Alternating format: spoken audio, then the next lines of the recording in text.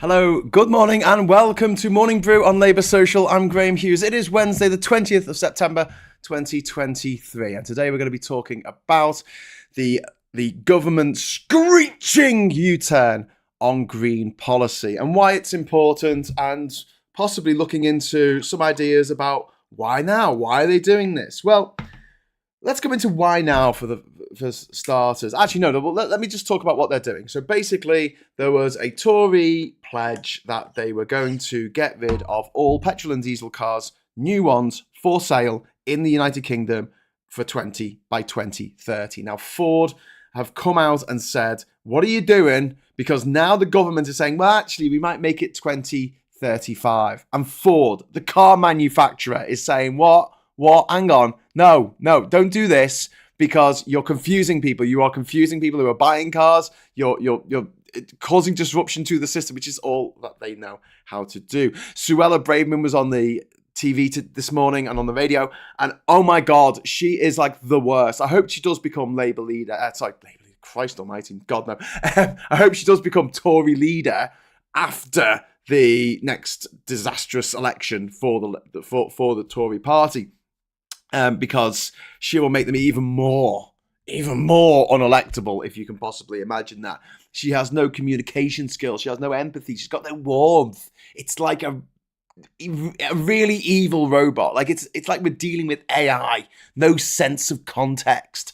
She's possibly the most evil person to be ever in government, and that goes beyond Enoch Powell, it goes beyond Priti Patel, it goes beyond Thatcher, it goes beyond Boris Johnson. I mean we're talking like Dominic Cummings level of just basic misunderstanding of what it means to be a human in any way, shape or form, in terms of empathy or, caring about each other and the environment.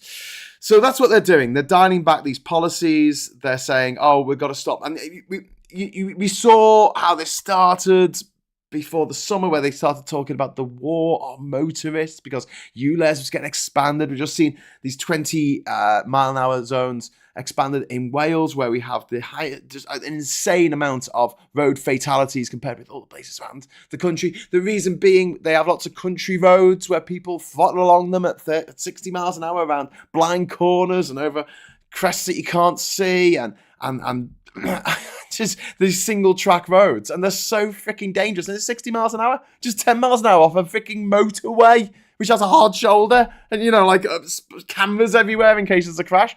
No, the countryside. I live in the countryside these days, or kind of on the edge of the city, very near the countryside. And I can see sheep out the window, so that tells me I'm in the countryside. And the people who drive on these roads are absolutely manic. Now, I know this law's come in Wales for 20 miles an hour in built-up areas, so it's not really affecting the 60 zones, but I'm hoping there's going to be a whole thing where the 60 zones come down as well, because half of all people killed in car accidents happen in rural areas, which is crazy considering only 8% of people live in rural areas. So, write that one out. Yeah, it's because the roads are really freaking dangerous. No pavement, blind corners, everyone driving along at 60 miles an hour in their Rangers. They call them Rangers. Good to drive a Range because it's short for Range Rover. I don't know, Rovers. Anyway, so we've had this war.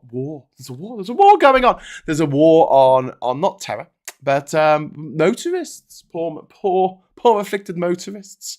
But what's happened now with ULEZ has come in, and the vast majority of people who live in Greater London, out on the other side of the North Circular and South Circular, previously weren't covered by the ULEZ scheme. They're discovering something that, unless your vehicle is like 20 years old, you're probably going to be all right to drive it, unless it's a diesel, maybe. And then it's going to be 2015. But if it's petrol, it's not going to affect you. And for the majority of us who don't live in London, that's not the point. The government has obviously done this because they are so far behind in the polls. And it must be giving them sleepless nights to see that the polling that just dipped to -20, -25, when Liz Truss was doing her disastrous leadership thing, where she was Prime Minister for 6 weeks and managed to tank the economy that still hasn't recovered. I was talking about the economy not recovering from 2007 because I was looking at GDP figures. It's a really good way to deal with any idiot who thinks Brexit's a good idea or the Tories a good idea. Just go Google what was the GDP of the UK in 2017. Can you just 2007, 16 years ago. Can you look that up for me? And if they come back to you, they'll go, yeah, it was 3.09 trillion. Can you find out what it was last year? And hopefully they'll come back. They won't come back to you. They'll just defriend you. They'll just block you because they don't want to realise the truth, the horror of the situation. What is it now? 3.07. Oh, right, okay. So it's not gone up at all in 16 years. No. Okay. Who's been in charge for the last 13 years? The Tories. Okay. How do you think they're doing on the economy? Well, there's different ways of measuring the wealth of a country. GDP is not a great way of doing it. Okay, fair enough. It's a good argument. Look at the, GDP per person, PPP, purchasing power parity, or whatever it stands for. Go and have a look at that. Oh, what was that? What was it? 50,000 back in 2007? $50,000, okay, per person. Yeah, in 2007, right? What's it now? What's it? 45, 46? Oh, it's gone down. Okay. It's gone down, you say. Is that because there's more people now and the economy hasn't grown at all in 16 years? Well, maybe. So the government are looking at this. They're going, oh my God, we're 20 points behind in the polls. Labour are 20 points ahead. We're going to absolutely, our arses handed to us. I mean, I've seen things where I don't think it's going to happen because obviously the polls tighten towards an actual election, but they're going to lose. I mean, the way things are at the moment, they're going to lose, but they might not lose by that much. But if you look at the polls that are coming out now, the Tories could be down to double digits. Seriously, they could be down to double digits in the number of MPs that they have. I mean, we are talking about an electoral wipeout like you've never imagined. And it's because the economy is just going to shit. And so what they're doing is they're concentrating on culture war stuff. They're going after migrants. They're going after asylum seekers. They're going after disadvantaged groups. They're going after trans people because... that's funny. Let's make a joke about trans people. I read a story today about a couple whose trans daughter isn't with us anymore. Let's put it that way. I don't want to say what actually happened, but she's not with us anymore because she was waiting 3 years for gender affirming care. 3 years of possible 5 because this is the way the government run this country at the moment. If you're a minority group, if you're a vulnerable teenager, they're not going to do anything for you. They'll probably put if you're from another country, they'll put you in a home, not a home, a detention center with nonces, with paedophiles, or you can get kidnapped by some people group, smuggling gang in this country, human trafficking gang, I should say, in this country. 150 kids went missing. 150. Government don't know where they are. They don't care. And so they're looking at all this. They're going, oh my God, we're not doing very well. We need to concentrate on, we can't do anything about the economy. But Brexit, it's trashed forevermore until we rejoin the EU. That's the point where our economy will start picking up again. The trust will be restored. Don't forget, when we Brexited, our credit rating went down.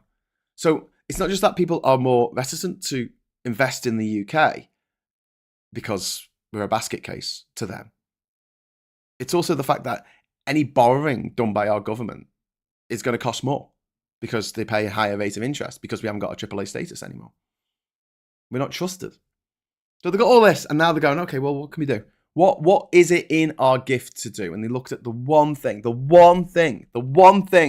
that they've done for the environment, which is to say we're going to get rid of petrol and diesel cars by 2030, bring it in line with other countries around the world doing similar things, but the same thing.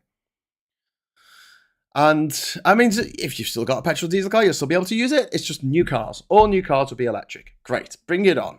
They should be doing other stuff alongside this. They should be ensuring there's enough power to power all these electric cars. They should be putting in charge points along the streets, which they're not doing because obviously a lot of people don't have driveways. So you've got to work that out. You've got to think about the infrastructure there. You've got to think about the load on the national grid, which is owned by, I think, a Chinese and Qatari consortium because, privatization, yay. We're going to have to upgrade the grid because people are going to be charging their cars overnight. And usually that's when no one's using electricity. So suddenly you're going to have this massive load throughout the night when people are charging their cars. All of these things add up. All these things, the things that they should be doing. They should be having more onshore wind farms, which they're not. They should be having more offshore wind farms, but no one wants to invest because of the things I just said earlier. They should be making it so that all new builds have solar panels installed as standard. They should have done that 13 years ago. They didn't because they're scum. And we're the only country. We're the only country in Europe. I think we are the only country in Europe. Someone look this up in the chat. I'll be in the chat in a moment. Look this up. Are we the only country in Europe that offers no incentive whatsoever for buying an electric car from the government? I don't mean buying an electric car from the government. I mean buying an electric car, any incentive from the government. Are we the only one? Because I'm sure like Belarus or Russia, maybe not on that list. I don't know. Moldova. But if they are, isn't that shocking? This government's offering no incentives whatsoever. It's all about the stick, this government. It's all about like, disabled people, get back to work, hitting them with a stick. No, I can't, I'm disabled, I'm long-term ill. Get back to work, hitting them with a stick. If you don't go back to work, we're gonna dock your measly benefits.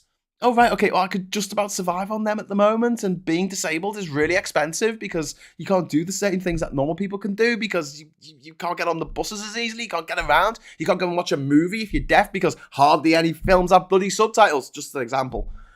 But no, the government's like, no, instead of incentivizing, like the New Deal for musicians, where you could still claim the dole while you were touring as a musician at a certain level because you didn't make that much money from doing gigs at that level, and it meant that you went drowning in paperwork every time you performed the gig and got £100 in cash for playing at a venue. It's like, oh well, we're gonna have to take that off your £81 a week benefits. So it's like no, just let them have the benefits, right? And if they make any money on top of that, great.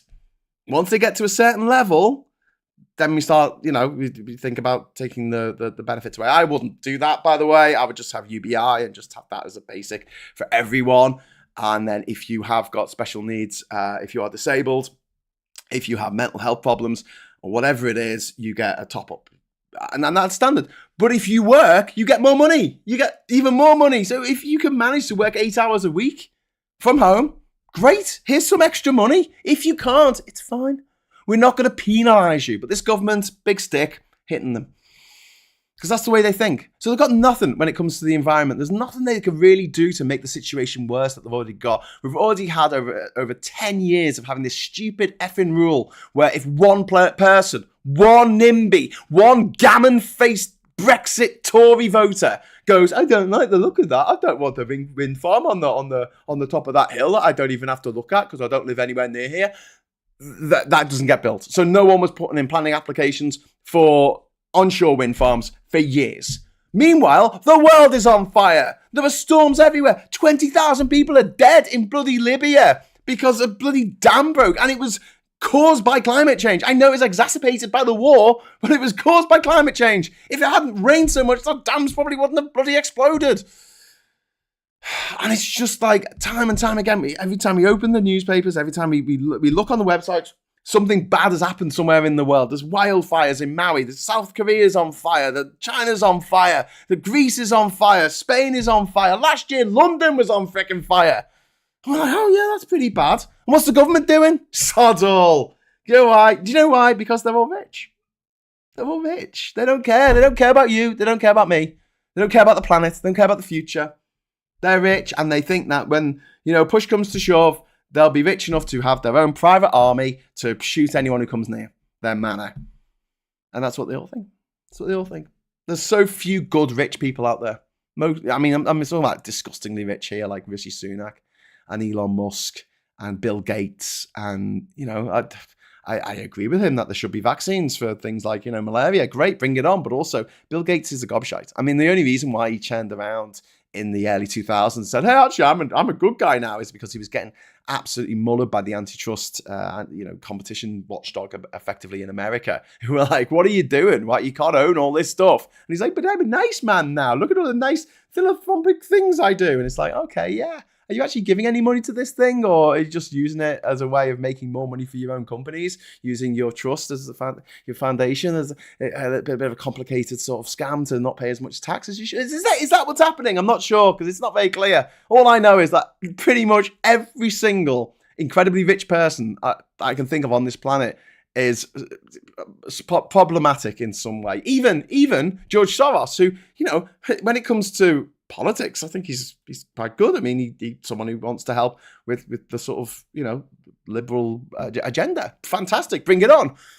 But how did he make his money? Hedge funds. Hedge funds are vulture funds that look at companies that aren't doing very well, like Wilco, and go, let's bet on them failing, hey. Hey, imagine like people going to your wedding and going, hey, let's have a bet that this marriage fails. Oh yeah, okay, I bet it fails within 5 years. And you're standing there going, why are you doing this? Why are you betting it? You're doing this in public at a freaking wedding. Their wedding. Yeah, but we can make money out of it. Oh! Hedge funds. And do you know what? Rishi Sunak made an absolute mint out of the credit crunch. Hedge funds. You look at who owns a lot of the things in the world right now. It's freaking hedge funds. Vulture capitalists who swirl around going, this company doesn't look like it's doing very well. Let's destroy it and sack all its employees. Ha ha ha. And the companies that are doing well are incredibly socialist in a weird kind of way. Like Walmart in America gets huge subsidies from the government because they don't pay their staff enough. The staff get their wages topped up for working at Walmart by the other taxpayers in America. Work that one out. But yeah. Anyway, so rant over. Let's jump into the chat. Lucy says, UBI is the only reason I'm working a job that slightly depresses me. If I have UBI, I'd look at maybe starting a YouTube channel. That'd be great. Lucy, and it's a good point. Like, it's difficult to make that much money out of a YouTube channel until you sort of reach there's like a critical mass of subscribers and viewers and people who give super chats to these channels. And until you reach that, it's not a living wage. It's not a living wage by any stretch of the imagination. And to have the security of the UBI, the little bit of money coming in each week or each month, to ensure that I buy food, I can have somewhere to stay, I can pay my electricity bill, all that kind of stuff, that would be amazing. And then more people could build things like YouTube audiences. And this is really good for the UK economy. I know they're going to think, well, Graham, Google don't pay any bloody tax in the UK. Yes, they don't. But the more British YouTubers that we have earning Mr. Beast levels of revenue, they are paying tax in this country. And although I'd like the system set up so that Google actually paid its fair share of tax in this country instead of hiding in Ireland and using certain loopholes and rules to get around paying as much tax as they should, having said all that, obviously, there's corporate daddy, I guess, for me here on YouTube. Having said that, this is money that doesn't necessarily come from our country, right? Coming into our country. That's something that our government hates. They're so racist, they're so xenophobic, they don't even want money from other places. There's that old sketch, where there's a bar and the cowboy walks into the bar and they're like, your money's no good around here. And he's like, my money's good as anybody's. And you're like, yeah, that would be really silly. Like if you ran a bar and you had this attitude, like, I don't want your money. And we're like, that's a terrible way to run a bar. Like if someone wants to give you money, just take their fucking money. But in the UK, our government actively discourages people from investing in this country. I'll give you another example. They're trying to clamp down on foreign students coming here. I mean, just walk this one through me, okay? So you've got someone who is literally paying more than anyone in Britain to go to university. The university fees that are charged to students don't cover the cost of their courses. So you need to know that, because the government didn't just bring up tuition fees, it also took away the old state subsidies that kept the universities going. So they're gone pretty much now. What you're left with is what students are paying and having this saddled with a student loan for the rest of their life, which I really disagree with. But foreign students are coming over here with money that's been generated in another country. And they come over and they spend that money generated in another country in our country. That's a net win. There's no two ways of looking at that. That is a net win. They're students. They don't have a family usually. It's usually just them. But they are also contributing to our economy massively. If you think about how many there are, brilliant. And what does our government do? Oh, well, we're going to cut the number of foreign students because we don't like money. We don't like their money. And also, once they finish their degree or their masters or their, PhD, we're just going to send them back where they came from. And you're like, don't you want them to stay in the country for a few years and actually, use their gifts that they've been given, use their qualifications that they've now got to get a £100,000 a year job on which they'll be paying 40% tax. That's £40,000 for each frickin' student who gets a PhD in this country a year off them. And then they can go home and we don't have to pay for their old age pension or anything. Just a few years. No. As soon as they finish, get out the door, you person who popped out their mum at the wrong coordinate of latitude and longitude. How dare you? How very dare you? I say good day to you, sir. Your money is no good around here. I mean, the Tories are so bad at everything. It's cataclysmic just how bad they are at absolutely everything. Thank you very much, George. Off-peak night rate electricity ends next March. Shit. Thank you very much for the super chat, mate, but I didn't know that. And that is a bit worried.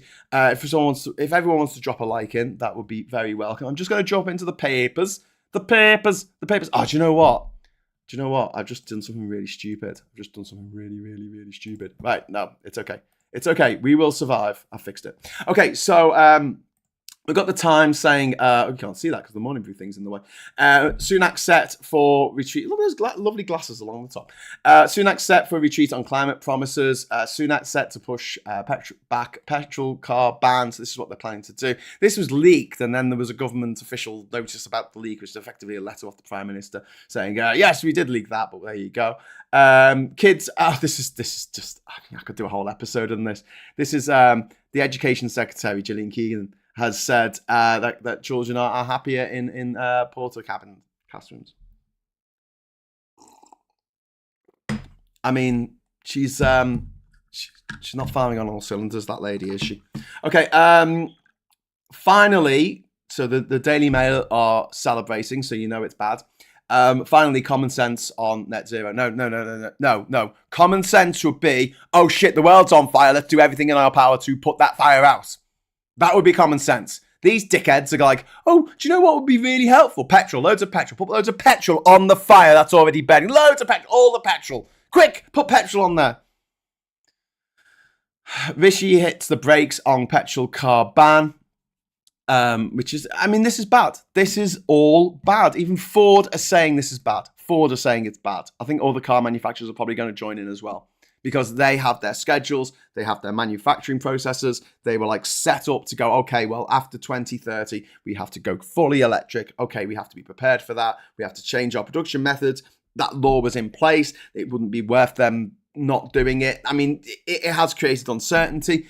What do you do now? Do you buy a petrol car now? Do you? Or if you got the money, do you buy an electric car? Because the government's giving you no incentive to buy an electric car. The electricity bills are going up. So, and if the cheap rate at night time's going up as well, there you go. There's another problem. And the government, the reason why they're doing this is because they've done not very much in terms of infrastructure for electric cars. And they're panicking now because they're like, oh, well, I don't know if 7 years is long enough to build a load of infrastructure. It is. The Second World War only lasted 6 years. Have a look how much infrastructure was built very, very, very quickly. Airfields and radar bases and bunkers, and things can get built quickly when you have the bit of a spirit to do it. Don't forget, we went from literally not being able to fly to landing on the moon within 69 years. Yeah, so things can be done. Accelerate it. Oppenheimer. See what you can do when you get a little village of people all together and say, let's blow stuff up with atomic physics. Anyway, Tory dismay as PM seeks to soften zero pledges. So there's the Tory wets, as they call them, the wets, because they're wet for some reason. I hate politics. They're basically there's quite a few Tories who are giving a big backlash to this because they're like, well, we did actually promise, and it would be the one thing that we actually promised that we could actually possibly deliver on, but always the perpetually delivering, aren't they? They're not actually getting anywhere. Nothing. They're just on the sort of rounds. They never actually put anything through anyone's postbox. I must not be a moron. Written out over and over again. There's Gillian Keegan there, the Education Secretary. who is just a moron. And the eye leads with Starmer set to reject EU's new master plan, which is probably worth talking about. I don't know if we've got enough time to do that right now. But effectively what that's about is that the EU, well, Macron has this idea of having an outer orbit of the EU and having access to the single market in that orbit. But apparently Starmer is saying, nah, not doing that, man. Which, for me, as a rejoiner, it's kind of dispiriting. But at the same time, I understand why he's doing it, because if he did say, yes, we'll join this thing, which is basically the single market, all of the tabloid newspapers are going to go bananas. And as the tabloid newspapers control the minds of millions of older people in our country, not all old people, don't at me, a lot of older people, they're like brain slugs from Futurama. Do you know what I mean? That's what the Daily Mail is on your granddad's head. I don't like immigrants. Why not? I don't know. Daily Mail. I don't like the EU. Why not? The bananas are too straight. I want my bananas bendy. Is this the most important thing to you right now? No, transgender people are using the wrong bathroom. I've never met a transgender person, but what if I go into a bathroom and the person in the cubicle next to me is transgender? Nothing really. That's what's going to happen. Like 999,999 times out of a million, it's just nothing's going to happen because they're just using the toilet like normal people. Yeah, but what if they're a murderer? Yeah, because murderers are going to go, oh, it's a sign. It says women's only. I'll go and get some gender-affirming surgery, and then I'll come back and actually murder someone because, you know, I don't want to defy the sign that says ladies. Oh my God, the stupid. It burns. Rachel Reese, thank you very much for the £5 super chat. Billionaires will make money until the last day of survivability on Earth. Then they will move to their luxury bunkers to live out their lives. Well, it'll be a half-life, won't it? In more ways than one. But yeah, living underground. It's going to be fun. They'll kill themselves. I mean, they'll last about maybe 6 months. And then they'll just be like, I can't deal with this. There's the humans become very bored very quickly. They get used to things very quickly, but they also become bored with things very quickly. Look how the billionaires and millionaires reacted to having to be locked down. What? I have to do what the plebs do? I have to abide by rules about masks and locking down, but I'm rich. I'm rich. How dare they? How very dare they? Do you not know who I am? Oh, I think you're a B-grade actor, mate, from some, I don't know, TV show on ITV2 that I've never ever watched. But yeah, I believe your parents were famous and you went to a posh private school. But I think that your ex-wife's probably more famous than you. But yeah, I can see why you're so upset about this. You know, having to behave like a pleb. It's just, oh my God, you know, these people are like, they're just weird. They're the kind of people who have a car as a status symbol rather than as a way to get to work. The people who have a watch as a status symbol instead of like something to tell them their time on the wrist. Do you know what I mean? Given the choice, right? If someone said, "Here's 20 grand, you can either have a Rolex that you can't sell. You can either have a Rolex, or you can give 20 grand to a charity and you can have a Casio digital watch." I'm like, oh, let's get the Casio. What do I need it for? Tell the time. Okay, right. Well, I'll give that money to a charity. Why would you? Like, you know, it's just like, my watch. Oh, who are you trying to impress? No one. I don't care. I don't give a shit. Most people don't care. They're like, oh yeah, okay, whatever. It's a very, very weird setup we have on this planet where the most vile people are lauded because they're millionaires. And I'm just going to say something quickly on Russell Brand because I just want to make a point before I go. Because I've got to get ready. I'm rushing off to later today, and I'm also doing PMQs at 12 o'clock. So I'll have all my traveling gear on, which is my hat, glasses, and I'll be ready to get going because this weekend is the march in London, the Rejoin EU march. But yeah, what I was going to say about Russell Brand, I'm going to make hopefully I'll get a video out about this later today because I've got it half written, the script. It's this. I've got so many people online going, well, I don't like Russell Brand, but he does deserve a fair trial. We should reserve judgment. You know, innocent until proven guilty. I say F that. That's what I say. All right? I don't care. The guy did it. As far as I'm concerned, he fricking did it. If he didn't do it, sue me. Sue me. Go on, sue me. I mean, the evidence is just overwhelming. It is just to think that we can only take a moral judgment on this if it comes down in a court of law that he did it is just bonkers. And also, that shouldn't be the arbiter of our morality, right?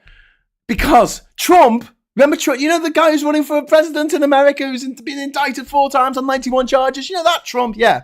He was found guilty of sexual assault. He was found by a court of law that he sexually assaulted E. Jean Carroll. What happened? What happened to him? Did he get a fine that he paid off in the course of 2 hours by selling t-shirts to mugs, or mugs to t-shirts? People wearing t-shirts. I mean, just what happened? Do people go, oh, we're going to shun him now? You know, that's it now. My moral compass has gone. He's been found guilty in a court of law. I'm not voting for him again. Do they bollocks? So it doesn't work the other way. Why should we always be the reasonable people? Why should we always be the cautious lot when the other side don't give a flying F about any of this? They're like, oh, well, you know, if he gets found guilty, I still think he's going to be innocent. You know, people talk about Johnny Depp. Johnny Depp he lost a court case, so was he guilty? I think so. And then he won a court case, so was he innocent? I don't know, he lost one, won one. But the evidence that came out during the case was pretty freaking damning when you looked at it. And I was like, mate, he talked about literally, how can I put this delicately? Having sex with the corpse of his ex-girlfriend, and in a particular way that may be banned in some states in America. How do I put this on a morning show? He wrote that to his mates. I'm like, yeah, there's something wrong there. You know, let's leave the innocent guilty thing aside. I would not be employing that man on any movies. I would not be putting him in a situation where he's with women. Full stop. I certainly wouldn't be having his face fronting my dickhead bloody aftershave perfume adverts called Sausage or whatever it's called. No, I'm sorry. But yeah, there's a certain amount of benefit of the doubt. And I keep saying this, but I'm going to say it again. Jimmy Savile was never found guilty in a court of law. Nixon was never found guilty in a court of law. Hitler was never found guilty in a court of law. I think they did it. Believe the victim, man. Believe the victim. Give them the benefit of the doubt, not the perp. Not the perpetrator. Screw that. The victim. Let's give the victims, for a change, the benefit of the doubt. And don't put your entire morality system, your faith, your moralic, that's not even a word. Your faith in humanity, your moral judgment, that's the way I want to put it. Don't leave your moral judgment to a court system in which 99% of men accused of rape get away with it. Because there's something wrong there. There's something rotten in the state of Denmark, and there's something rotten in your sense of morality if you think that should be the arbiter of what is right and wrong. You say, oh, we had to, the jury's out, the jury's out. No. I've seen enough evidence that if I was on a jury, I would convict. That's it. End of. The BBC sending a car to the school where his 16-year-old girlfriend was still in school. And they sent a car to pick him up for the freaking school. Just come on. Just no. I'm not even gonna go anywhere near this whole. Oh, yeah, he has to be found guilty in a court of law, or else he might be innocent. He's not innocent. He freaking did it. Everyone knows it. It's always the people you most expect, isn't it? Anyway, right. Thank you very much for the 800 Japanese yen. That's quite exciting. I don't think I've ever got Japanese yen before. Juries will make honest people make. Oh, this is a good one from Brian Ferguson. Juries make legal judgments. Honest people make moral judgments. I really like that. On brand, everyone entitled to be prosecuted in the court of law, not the court of public opinions. Wouldn't we want the same thing if we were in Hughes? Come on, Graham, let's do hysterics. No, I wouldn't. To be perfectly frank, if the evidence against me was that stacked up, I'd be like, well, I would just go, okay. I wouldn't fight it because I'm not a sociopath. It's taken a sociopath for him to come out and do his video, where he's doing all this and he was manipulating you with his Devin Brown bloody, what was he called, hand tricks? No, he did it. Let's just face it. Let's just be reasonable. Let's just be grown-ups and go, yeah. Balance of probability, given the evidence that you've seen so far, if you were on the jury, would you go, yeah, he did that? At least we know he's a wrong 'un. And don't worry. It's not like he's ever going to go to jail. Come on, he's rich. Let's be sensible. If he does get a conviction, which I don't think he will, because 99% of people accused of rape get away with it. I mean, does that mean they didn't do it? Bullshit, they didn't do it. Maybe 1 in 100 didn't do it. Maybe they were falsely accused.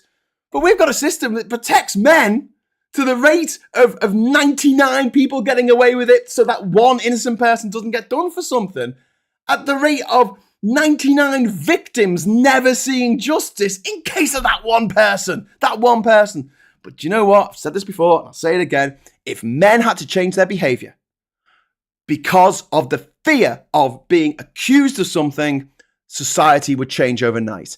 And I'll give you an example. Teachers in schools. Teachers in schools make sure that they are never in a room alone with the female students if they've got any brains behind their ears, between their ears even. Because they know that they might be accused of something. Always have witnesses. Always have other people there. Make everything above board. Don't make anything that could be slightly dicey. You're out on a Saturday night in Liverpool and you're a teacher and you see one of the sixth form girls at the bar. Leave the freaking bar. Just go. Just go out. Just leave. Leave that situation. So there's not CCTV of you chatting up a sixth form girl from your school in that bar. Have some brains about you. So men would change. Men would change how much they drank, the route they took home. They would change the fact that if they were ever in a situation with a vulnerable woman, they would make sure there was another woman there, there was a man there, there was somebody else there, at least as a witness to say literally nothing happened. Russell Brand doesn't have that. That doesn't surprise me. Anyway, right, so no, I don't have the same faith in the rule of law in this country when it comes to sexual offences, because I know people who have been abused, horrifically abused, and their perpetrator has got away with it and they've gone on to abuse more people. Women, let's just say it, women, abuse more women. And I'm sick of it. I'm absolutely sick of it. The whole system needs changing and we need to change our attitude, because if you honestly think this is all a big misunderstanding, I mean, there's nothing down for you. Right, I'm going. Sorry to have be a little bit ranty there, but it does really get my goat that we have this sort of knee-jerk reaction to defend the man and basically accuse the women of lying. That's what it comes down to. Well, the women might be lying. Why would they? I mean, what have they got to gain? They're doing this under anonymity, under fear of their lives from his crazy stands. You're like, oh, how dare you say these nasty things about the man I love? It's painful. Anyway, right, I'm gonna get off because obviously you lot. I agree. Women don't get a fair trial. We need to change that. Yes, Skylar. That. Look, all things being equal, if I felt that the women got fair trials in terms of being believed, I'd be like, okay, yeah, fair enough. But they don't. And that's why the vast majority of people who actually go down to for rape, or it's been proven, is when the victim is dead. Because if the victim is still alive, well, they might have been asking for it. What were they wearing? I mean, had they had sex before? I mean, once you've said yes once, I mean, obviously that means you say yes every time. We could talk about this for a long time. I've got to go. I will be back at 12 o'clock for Prime Minister's Questions. Actually, will I? Is it Prime Minister's Questions today? Or is Parliament... I'm going to have to look this up now. Sorry, I'm going to look this up live on... I'm going to look this up live. Can someone just check if PMQs is on today? Because I don't think that it is. How do I find this out? You type in PMQs and then it comes up with like some old PMQs in Google. If I go to the Parliament channel on the BBC iPlayer, the select committees, BBC Parliament schedule, select committee, political highlights. Oh, there's no PMQs today. Oh, right. I based my whole schedule today around freaking PMQs. Oh well, I'll make a video instead, which might reiterate some of the things I've just said. Phil, eminently more sensible Phil, will be back tomorrow at 9:30 for Morning Brew, and he'll be taking things in his stride as he always does. Different styles. But in the system, I was just reading Scarlett's message. Change the system, not get rid of it altogether. That's what we do with Brexit. We decided to leave the EU instead of stay and help and reform it. Oh, yeah. I'm not saying to smash the system. I'm saying the justice system as it stands fails women every day. Like massively fails women every day. It protects criminals. It protects offenders. And this is where we have to draw the line. We have to say, look, stop this. Absolutely stop this. I would rather have men's names dragged through the mud unfairly for one or two than have literally thousands of women live without justice being done, live in fear of their lives because the person that did that thing to them is still walking free and might track them down. That person who's ruined their life might track them down. They live a half life. They live a life in fear because what? Can you go online? No, because you can't put your photo online because that person who did that thing to you is, got away with it. I mean, this is the system that we have, and it's disgusting. It's gross, and we need to change our mindset. Stop giving men the benefit of the doubt. Give the women, give the victims of these crimes the benefit of the doubt. That's what I want to do. And if that means, a system where a child is believed when they say that a teacher did a certain thing to them, which is the system that we have at the moment, it changes the behaviour of the teachers. And it has changed the behaviour of teachers over the last 20 years. And that's what we need to see for all men. We need a change in men's behaviour. And then you will see men not sending things on WhatsApp that may be construed in certain ways.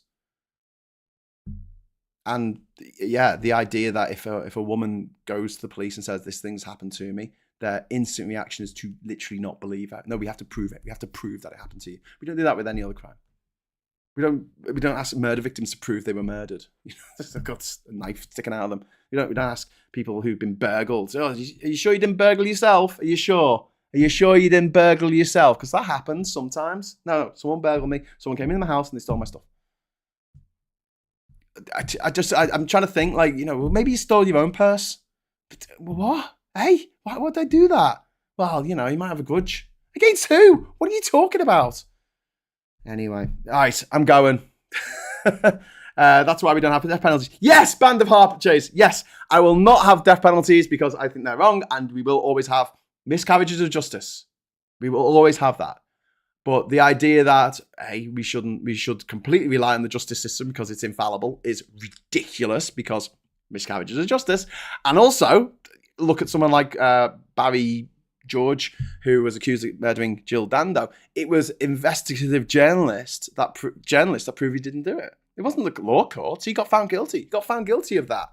So, all things being equal, it should have been like, oh no, he should stay in jail forever. And the investigative journalists looked into it and went, no, this isn't the case. And this is why people go, why are journalists looking into this instead of the police? And I'm like, 1,600 police officers and support staff are currently under investigation now by the Met Police, just by the Met, not the others, the Met Police for potential sex crimes.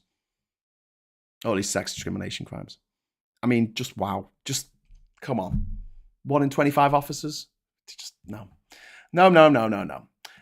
We need a justice system that works for everyone. Let's reform it. Yeah. And look, I'm saying this as a bloke who's probably got himself into a lot more scrapes than most. If you haven't done it, you should have thought about setting up the situation so that you could not be accused. Because then you flip everything. It's not how much had the woman had to drink, it's how much did you have to drink. Which way did you walk home? Are you on your own? You walking home on your own? Don't you know how dangerous that is? You might get accused of something. Yeah, flip it. Right, I'm going. I've said enough. Keep threatening to go. Thank you very much for the super chats. Thank you very much for all of your comments. Sorry I didn't get through all of them. I'll leave you in the capable hands of James O'Brien if you want to head over to LBC. Otherwise, like I say, no Prime Minister's questions today because they're on holiday for the conference season, I guess. And we will return. Phil will be here in the morning at 9:30 for the morning brew. I just want to say on Friday, I'm going to be in London and I'm going to try to organise a Labour social in actual real life, IRL. So watch this space, see if I can actually put that together. That'd be really cool. So thank you for watching. And until next time, I'll say hello, good evening, welcome, and goodbye.